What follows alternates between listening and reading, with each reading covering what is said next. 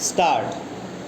We may also note suggestions of Mr. Arun Misra that intake of all India quota shall be increased from 15% to 20% and the number of candidates to be placed on waiting list deserves to be increased from present 70% to 100% so that in case of availability of seats the same may not go waste and the candidates on merit list are in a position to utilize the all India quota to the fullest extent.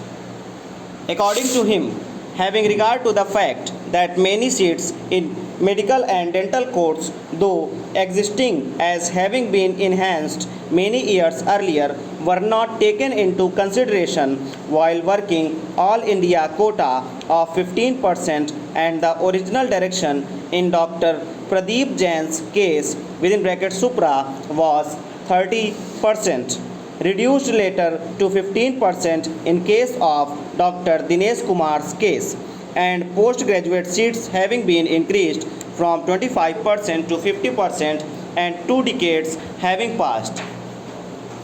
The All India quota deserves to be increased. We have no difficulty in accepting the suggestion regarding increase of waiting list from 70% to 100%. Since its only effect is a little additional paper work without any adverse effect on anybody and possibly the advantage may be to more number of candidates as per their merit position depending upon the availability of seats.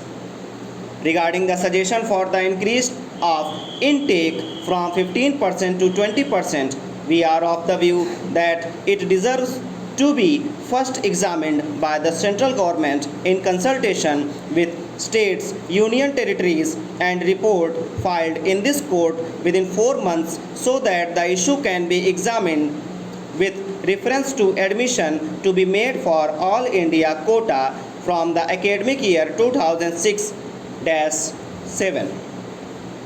Yet another issue is about not taking into consideration for determining all India quota those seats which are created under section 10A of the Act. In the writ petition, number of seats which were not taken into consideration have been mentioned. According to MCI, only seats recognized under section 11 are taken into consideration and not seats which are permitted under section 10A of the Act.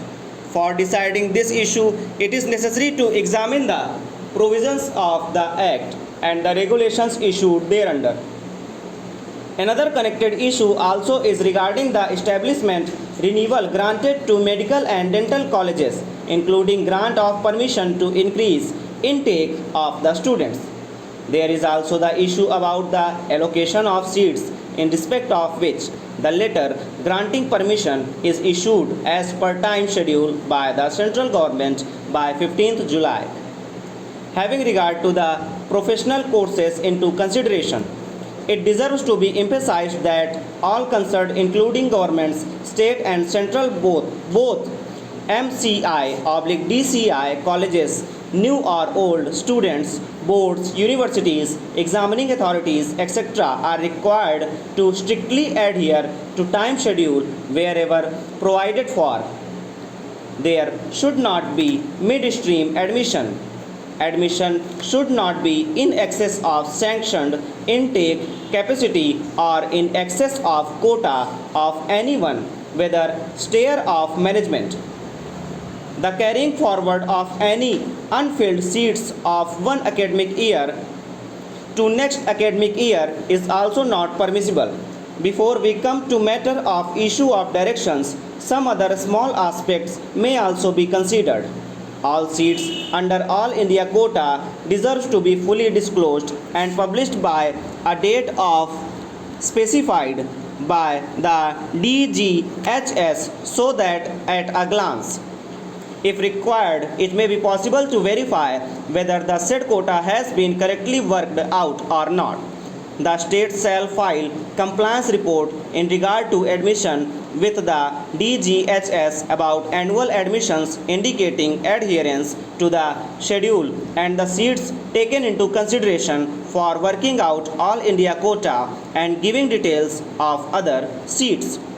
The compliance report shall give details of filling up of seats with names of students admitted and dates of admission. Stop.